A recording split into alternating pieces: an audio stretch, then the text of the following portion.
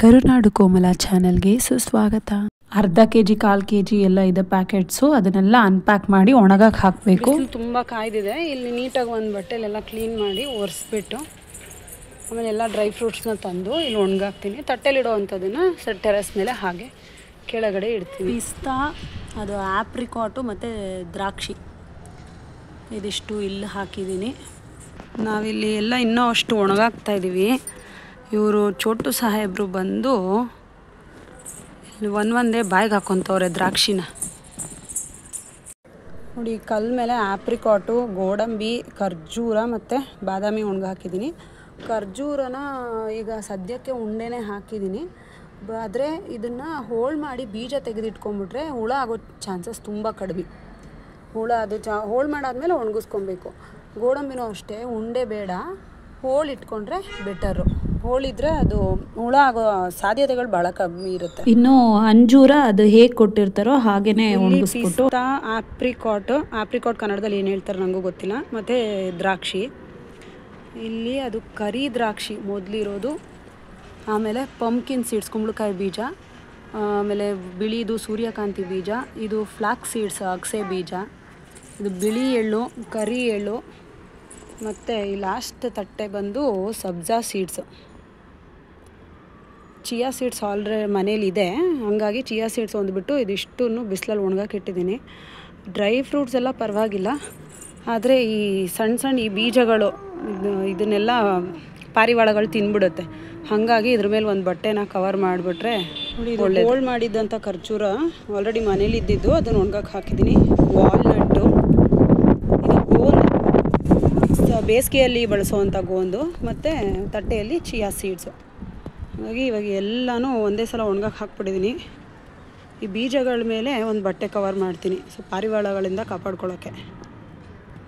So ಈ ಕಲ್ಲು ಮೇಲೂ ಎಲ್ಲ ಬಿಸಿಲು ತುಂಬ ಚೆನ್ನಾಗಿದೆ. ಇದಿಷ್ಟು ಒಣಗಿಸ್ಬಿಟ್ಟು ಪ್ಯಾಕ್ ಮಾಡಿ ಒಂದು ಪ್ಲಾಸ್ಟಿಕ್ ಡಬ್ಬದಲ್ಲಿ, ಅಂದರೆ ಅಥವಾ ಒಂದು ಸ್ಟೀಲ್ ಡಬ್ಬದಲ್ಲಿ ಸ್ಟೋರ್ ಮಾಡಿ ಇಟ್ಕೊಂಡ್ಬಿಡೋದು. ಎಲ್ಲ ಒಣಗಿದ ಮೇಲೆ ಈ ಥರ ಕವರಲ್ಲಿ ತುಂಬಿ ಪ್ಯಾಕ್ ಮಾಡ್ಕೊಂಡು. ರೆಫ್ರಿಜರೇಟರ್ ಇಲ್ಲ ಅದರಲ್ಲಿ ನಾವಿಲ್ಲ, ಅಥವಾ ಜಾಸ್ತಿ ಕ್ವಾಂಟಿಟಿ ತಂದಿದ್ದೀವಿ, ಇಷ್ಟೆಲ್ಲನೂ ಫ್ರಿಜ್ಜಲ್ಲಿ ನಾವು ತುಂಬಕ್ಕಾಗಲ್ಲ ಅಂತಂದರೆ ಈ ಥರ ಎಲ್ಲನೂ ಒಣಗಿಸಿದ್ದಾಗಿದೆ, ಪ್ಯಾಕ್ ಮಾಡಿದ್ದಾಗಿದೆ.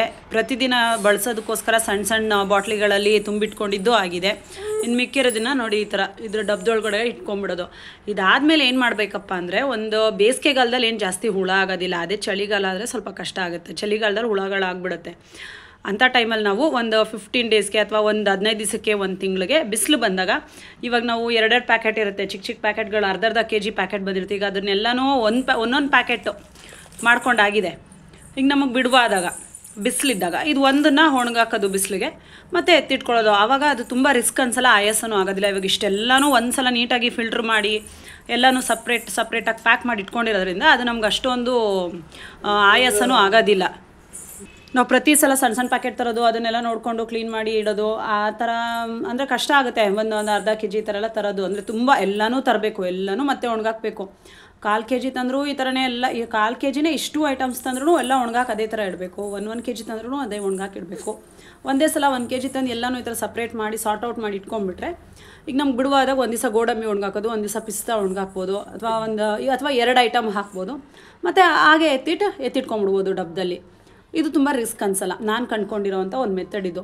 ನಾನು ಯಾಕಂದರೆ ಪದೇ ತರ್ಸೋಕ್ಕೆ ಹೋದರೆ, ಸ್ವಲ್ಪ ಕ್ವಾಂಟಿಟಿ ತರ್ಸೋಕ್ಕೆ ಹೋದರೆ ಒಂದು ರೇಟ್ ವೇರಿಯೇಷನ್ಸ್ ಇರುತ್ತೆ, ಮತ್ತು ಅಷ್ಟು ದೂರ ಹೋಗಿ ಹೋಲ್ಸೇಲ್ ರೇಟಲ್ಲಿ ಅಷ್ಟು ಕಡಿಮೆ ಕ್ವಾಂಟಿಟಿ ಸಿಗೋದೂ ಇಲ್ಲ. ಸೊ ಹೆಂಗಿದ್ರು ಅಷ್ಟು ದೂರ ಹೋಗಿರ್ತಾರೆ, ಅಲ್ಲಿ ಹೋಲ್ಸೇಲಾಗಿ ತಂದುಬಿಟ್ರೆ ನಮ್ಗೆ ರೇಟೂ ವರ್ಕೌಟ್ ಆಗುತ್ತೆ, ಕ್ವಾಂಟಿಟಿನೂ ಇರುತ್ತೆ. ಇವಾಗ ಒಂದು ಸಲ ನಾನು ಇಷ್ಟನ್ನು ಕ್ಲೀನ್ ಮಾಡಿ ನೀಟಾಗಿ ಸಾರ್ಟ್ ಮಾಡಿ ಇಟ್ಕೊಂಡ್ಬಿಟ್ರೆ ನಮ್ಗೆ ಬೇಕಾದಾಗೋ ಆರಾಮಾಗಿ ಬಳಸ್ಕೊಬೋದು. ಏನು ಅಷ್ಟು ನಾವು ಒಂದು 15 ದಿವಸಕ್ಕೆ ತಿಂಗ್ಳಿಗೆ ಬಿಡುವಾಗ್ದಲೆ ಅಂತೂ ಏನು ಇರೋದಿಲ್ಲ ಅಂತ. ಈ ಥರ ಡ್ರೈ ಫ್ರೂಟ್ಸ್ನ ಯಾವ ಪಾರಿವಾಳಗಳು ಎಲ್ಲ ಏನು ಬಂದು ತಿನ್ನೋದೂ ಇಲ್ಲ. ನಾವು ಇದನ್ನು ಒಣಗಾಕೋಕ್ಕೆ ಏನೂ ತೊಂದರೆ ಆಗೋಲ್ಲ. ಆ್ಯಂಡ್ ಇನ್ನೊಂದು ವಿಚಾರ ಏನಂದರೆ, ಈ ಆಪ್ರಿಕಾಟ್ ಇದೆಯಲ್ಲ, ಇದನ್ನು ಜಾಸ್ತಿ ತೊಗೊಳ್ಳೋದಿಲ್ಲ, ಸ್ವಲ್ಪ ಕ್ವಾಂಟಿಟಿ ಮಾತ್ರನೇ ನಾನು ತೆಗೆದಿಟ್ಕೊಳ್ಳೋದು. ಯಾಕಂದರೆ ಇದು ಹೋಗ್ಬಿಡುತ್ತೆ ಹಣ್ಣು, ಅಷ್ಟು ನನಗೆ ತುಂಬ ದಿನ ಇರುತ್ತೆ ಅಂತ ಅನಿಸಿಲ್ಲ, ಹಾಳಾಗಿಬಿಡುತ್ತೆ. ಅದು ಬಿಟ್ಟರೆ ಈ ಅಗಸೆ ಬೀಜನ ಇದು ಏನು ಲಾಸ್ಟ್ ಟೈಮೆಲ್ಲ ಸಲ ತಂದಾಗೆಲ್ಲ ಏನು ಕ್ಲೀನ್ ಮಾಡಿಲ್ಲ. ಈ ಸಲ ನನಗೇನು ಅನಿಸ್ತು, ಕೆಲವೊಂದು ಸ್ವಲ್ಪ ಅಂದರೆ ಈ ನಾವು ಅಕ್ಕಿ ಕ್ಲೀನ್ ಮಾಡ್ಬೇಕಾದ್ರೆ ಕೆಲವೊಂದು ಸಲ ಏನಾದರೂ ಸಣ್ಣ ಪುಟ್ಟ ಗಲೀಜಿದೆ ಅನಿಸುತ್ತೆ. ತುಂಬ ಅಲ್ಲ, ಅಕ್ಕಿ ಕ್ಲೀನ್ ಮಾಡಬೇಕಾದ್ರೆ ಕೆಲವೊಂದು ಸಲ ತುಂಬ ಗಲೀಜಿರುತ್ತೆ, ಕೆಲವೊಂದು ಸಲ ಇರೋದೇ ಇಲ್ಲ.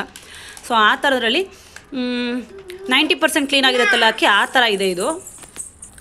ಸೊ ಅಂಥ ಟೈಮಲ್ಲಿ ಹೇಗಿರೋ ನಾವು ಸಣ್ಣ ಬಾಟ್ಲಿಗೆ ಡೈಲಿ ಬಳಕೆಗೋಸ್ಕರ ಹಾಕಿಟ್ಕೊತೀವಲ್ಲ, ಆ ಥರ ಒಂದು ಸಣ್ಣ ಬಾಟ್ಲು ಕ್ವಾಂಟಿಟಿನ ಹಾಕಿಟ್ಕೊಂಡಾಗ ನಾವು ಅಕ್ಕಿ ಸೋರಿಸೋ ಮರ ಇರುತ್ತಲ್ಲ, ಆ ಮರದಲ್ಲಿ ಹಾಕ್ಕೊಂಡು ಕೇರ್ಬಿಟ್ಟು ಕ್ಲೀನ್ ಮಾಡಿ ಇಟ್ಕೊಬೋದು. ಅಷ್ಟೊಂದು ಏನು ಗಲೀಜಿಲ್ಲ. ನಾವು 1 ಸ್ಪೂನ್ ಹಾಕೊಬೋದು ಒಂದು ದಿನಕ್ಕೆ ಬಳಸುವಾಗ. ಅದರಲ್ಲಿ ನೋಡಿಕೊಂಡ್ರೆ ಗೊತ್ತಾಗ್ಬಿಡುತ್ತೆ ಏನಿದೆ ಇಲ್ಲ ಅಂತ. ಬೀಜಗಳು ಡ್ರೈ ಫ್ರೂಟ್ಸ್ ಎಲ್ಲ ಒಂದಕ್ಕೆ, ಮತ್ತು ಸೀಡ್ಸ್ ಎಲ್ಲ ಬೀಜಗಳೆಲ್ಲ ಒಂದಕ್ಕೆ ಈ ಥರ ಸಪ್ರೇಟ್ ಮಾಡಿ ಇಟ್ಕೊಂಬಿಟ್ರೆ ನಮ್ಗೆ ಗೊತ್ತಿರುತ್ತೆ ಯಾವ ಡಬ್ಬದಲ್ಲಿ ಏನಿದೆ ಅಂತ. ನಮಗೆ ಬಿಡುವಾದಾಗ ಒಂದು ತಿಂಗಳಿಗೋ ಒಂದು ಸಲ 15 ದಿವಸಕ್ಕೆ 20 ದಿವಸಕ್ಕಾದರೂ ಒಂದು ಐಟಮ್ ಒಣಗಾಕೊಂಡು ಎತ್ತಿಟ್ಕೊಂಡ್ರೆ ಆಯಿತು. ಬೇಸಿಗೆ ಟೈಮಲ್ಲಿ ಏನು ಹುಳ ಆಗಲ್ಲ, ಏನು ತೊಂದರೆ ಇಲ್ಲ, ಚೆನ್ನಾಗೇ ಇರುತ್ತೆ. ಚಳಿಗಾಲದಲ್ಲಿ ವಿಂಟರ್ ಟೈಮಲ್ಲಿ ಒಂದು 15 ದಿವಸಕ್ಕೆ 25 ದಿವಸಕ್ಕೆ ಒಂದೊಂದು ಐಟಮ್ ಒಣಗಾಕೊಂಡು ಈ ಥರ ಎತ್ತಿಟ್ಕೊಂಡ್ಬಿಡೋದು. ಸಣ್ಣ ಡಬ್ಬದಲ್ಲಿ ದಿನ ಬಳಸೋದಕ್ಕೆ ಅಥವಾ ವಾರಕ್ಕೆ 1 ಸಲ, ವಾರಕ್ಕೆ 3 ಸಲ ನಾವು ಹೇಗೆ ಬಳಸ್ತೀವೋ ಹಾಗೆ ದಿನ ಬಳಕೆಗೆ ನಮ್ಮ ಕಣ್ಣು ಕಾಣೋ ಥರ ಮುಂದೆ ಇಟ್ಕೊಂಡ್ಬಿಟ್ರೆ ಸುಮ್ಮನೆ ರಿಸ್ಕ್ ಅನ್ಸಲ್ಲ, ಬೇಜಾರು ಅನ್ಸಲ್ಲ. ಪ್ರತಿ ಸಲ ನಾವು ಈ ಡಬ್ಬದಲ್ಲೇ ತೆಗೆದು ಹಾಕೊಬೇಕಾದ್ರೆ ಕೆಲವೊಂದು ಐಟಮ್ ಮರ್ತೇ ಬಿಡ್ತೀವಿ. ಸೊ ಹಾಗಾಗಿ ನಾನು ಕಂಡ್ಕೊಂಡಿರೋಂಥ ಒಂದು ರೀತಿ ಇದು, ಮೆಥಡ್. ಇದು ಇಷ್ಟೆಲ್ಲನೂ ಹೆಚ್ಚು ಕಡಿಮೆ ಅಂತ ಅಂದ್ರೂ ಒಂದು ವರ್ಷ ಬರುತ್ತೆ, ತೊಂದರೆ ಇಲ್ಲ. ನಾವು ಏನೆಲ್ಲ ಡ್ರೈ ಫ್ರೂಟ್ಸ್ನ ತಿಂತೀವಿ ಅದನ್ನು ಒಂದು ರಾತ್ರಿ ನೆನೆಸಿಟ್ಟು ಬೆಳಗ್ಗೆ ತಿನ್ನಬೇಕು, ಅಥವಾ ಒಂದು 2-3 ಅವರ್ ಆದರೂ ನೆನೆಸಿಟ್ಟು ತಿನ್ನಬೇಕು. 2 ಸಲ ತೊಳಿಬೇಕು. ಮೊದಲನೇ ಸಲ ತೊಳೆದಾಗಲೇ ಅದರಲ್ಲಿರೋ ಧೂಳೆಲ್ಲನೂ ಬಂದುಬಿಡುತ್ತೆ. ನೋಡಿ ಎಷ್ಟು ಧೂಳಿರುತ್ತೆ. ಇದನ್ನು ನೀರು ತೆಗೆದು ಹಾಕಿ ಇನ್ನೊಂದು ಸಲ ನೀರು ಹಾಕಿ ನೋಡಬೇಕು. ನೀರು ತಿಳಿಯಾಗಿರುತ್ತೆ.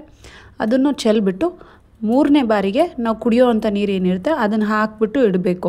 ಕೆಲವರು ಹಾಲಲ್ಲೂ ನೆನೆಸಿಡ್ತಾರೆ, ನೀರಲ್ಲಾದ್ರೂ ನೆನೆಸಿಡ್ಬೋದು. ಇದನ್ನು ಬೆಳಗ್ಗೆ ಮಕ್ಳಿಗೋಸ್ಕರ ನಾನು ಇದು ಚಿಯಾ ಸೀಡ್ಸು, ಫ್ಲ್ಯಾಕ್ಸ್ ಸೀಡ್ಸ್ ಎಲ್ಲ ಮಕ್ಕಳು ತಿನ್ನಲ್ಲ, ಹಂಗಾಗಿ ಬರೀ ಡ್ರೈ ಫ್ರೂಟ್ಸ್ ಮಾತ್ರ ಹಾಕಿರೋದು. ನೀರೆಷ್ಟು ತಿಳಿಯಾಗಿದೆ. ಇದಕ್ಕೆ ನಾವು ಕುಡಿಯೋ ನೀರನ್ನ ಹಾಕಿಬಿಟ್ಟು ಇಟ್ಟರೆ ಸೋಪ್ ಮಾಡಿ ನೆನೆಸಿಟ್ಟು ಆಮೇಲೆ ತಿನ್ನೋದಕ್ಕೆ ಡ್ರೈ ಫ್ರೂಟ್ಸ್ ರೆಡಿಯಾಗಿರುತ್ತೆ. ಇನ್ನು ಚಿಯಾ ಸೀಡ್ಸ್ನ ನಾವು ತೊಳೆಯೋಕ್ಕಾಗಲ್ಲ, ಅದನ್ನು ತೊಳೆದ್ರೆ ಹಾಗೇ ಹೋಗ್ಬಿಡುತ್ತೆ. ನೋಡಿ, ಕುಂಬಳಕಾಯಿ ಸೀಡ್ಸು, ಸೂರ್ಯಕಾಂತಿ ಬೀಜಗಳನ್ನ ಇದರಲ್ಲಿ ಹಾಕ್ಬಿಟ್ಟು ಜೊತೆಗೆ ತೊಳಿಬೋದು. ಸೊ ನಮಗೆ ದೊಡ್ಡವ್ರಿಗೆ ಹಾಕ್ಕೊಂಡಾಗ ಅದನ್ನು ಹಾಕಿ ತೊಳಿಬೋದು. ಇವು ಅಗಸೆ ಬೀಜ ಮತ್ತು ಚಿಯಾ ಸೀಡ್ಸ್ನ ನಾವು ತೊಳೆಯೋಕ್ಕಾಗಲ್ಲ, ಹಾಗೆಯೇ ಬಳಸಬೇಕಾಗುತ್ತೆ. ಎಲ್ಲ ತೊಳೆದಾದ್ಮೇಲೆ ಕಡೆಯಲ್ಲಿ ನಾವು ನೀರು ಹಾಕಿ ನೆನೆಸಿಡ್ಬೇಕಾದ್ರೆ ಅದನ್ನು ಸೇರಿಸ್ಬಿಟ್ಟು ನೆನೆಸಿಟ್ಟು ಬೆಳಗ್ಗೆ ಇನ್ನೂ ಸ್ವಲ್ಪ ಇಂಟ್ರೆಸ್ಟಿಂಗ್ ಆಗಿ ಮಾಡಬೇಕಂತಂದರೆ ಇದ್ರ ಜೊತೆಗೆ ಆ್ಯಪಲ್ಲು, ದಾಳಿಂಬೆ, ಬಾಳೆಹಣ್ಣು ಎಲ್ಲ ಹಣ್ಣುಗಳನ್ನ ನಾವು ಸೇರಿಸ್ಕೊಂಡು ಸ್ವಲ್ಪ ಜೇನುತುಪ್ಪನೂ ಸೇರಿಸ್ಕೊಂಡು ತಿಂದರೆ ತುಂಬ ರುಚಿಯಾಗಿರುತ್ತೆ. ಕೆಲವೊಮ್ಮೆ ಇದೇನೇ ಬ್ರೇಕ್ಫಾಸ್ಟ್ ಕೂಡ ಆಗಿಬಿಡುತ್ತೆ ಬೆಳಗ್ಗೆ ಹೊತ್ತು ಸಮಯ ಇಲ್ಲದೆ ಇದ್ದಾಗ.